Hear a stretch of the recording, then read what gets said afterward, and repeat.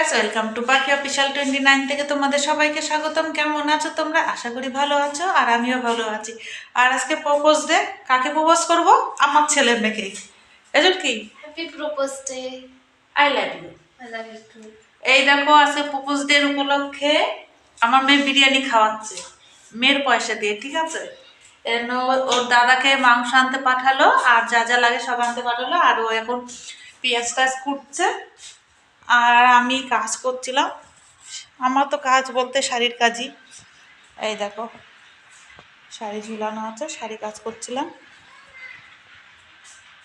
আর ছেলে বাজারে গেছে চিকেন আনতে, চিকেন বিরিয়ানি খাওয়াবে। ওই চিকেন বিরিয়ানিটাই খাওয়া হয় বেশিরভাগ। তো যাই হোক, ভিডিওটা দেখতে থাকো, আশা করি ভালো লাগবে তোমাদের। আর কে কে এখনো কাউকে প্রপোজ করনি, করে দাও জলদি জলদি, বছরে একবারই সুযোগ আসে। আমার ছেলে নিয়ে এসে বাজার, তো দেখো চিকেন নিয়ে এসে, আর মেয়েগুলো সব ধুয়ে কুটে রেখেছে, আর দিকে চালটা ভিজিয়ে রেখেছি। এখন আমি রান্না করতে যাব।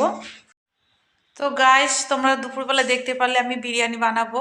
তো পুরোটাই ভিডিওটা তোমাদের কাছে দেখাতে পারিনি, অনেক চাপ ছিল। তাড়াতাড়ি রান্না বান্না করে স্নান দান করে পুজো টুজো দিয়ে আবার আমি শাড়ি দিতে গেছিলাম মহাজনের বাড়ি, আর এখনই আসলাম, এসে সন্ধ্যা দিলাম। যাই হোক, এখন আমি বানাবো কি বলো তো, পিঠে। সত্যি কথা বলতে কি, এই বছরে না পিঠে খাওয়া হয়নি।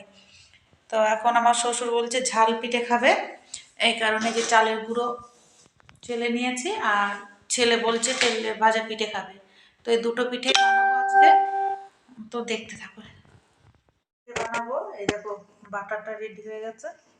ধনে পাতা, লঙ্কা, লবণ দিয়ে ঝাল পিঠে। কি যে খায় এরা, ঝাল পিঠে ঝাল পিঠে, তার মধ্যে আবার নেবে একটা চিনি।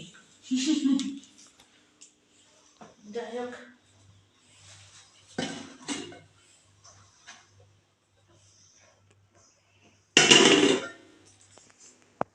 পিঠে বানাচ্ছি।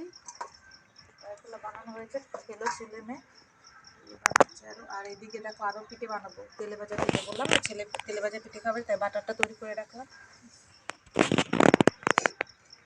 তো আমার পিঠে পিঠে সব বানানো হয়ে গেছে, আর এদিকে দেখো ছেলে এতক্ষণ আমার কাছে উনানে বসেছিল, আর এখন এই যে ঘরে এসে খাচ্ছে। আর আমার পিঠে বানানো হয়ে গেছে, চলো তোমাদের দেখাই। ভাজা পিঠে বানিয়েছি ছেলের জন্য, আর এই যে আমার শ্বশুরের জন্য ঝাল পিঠে।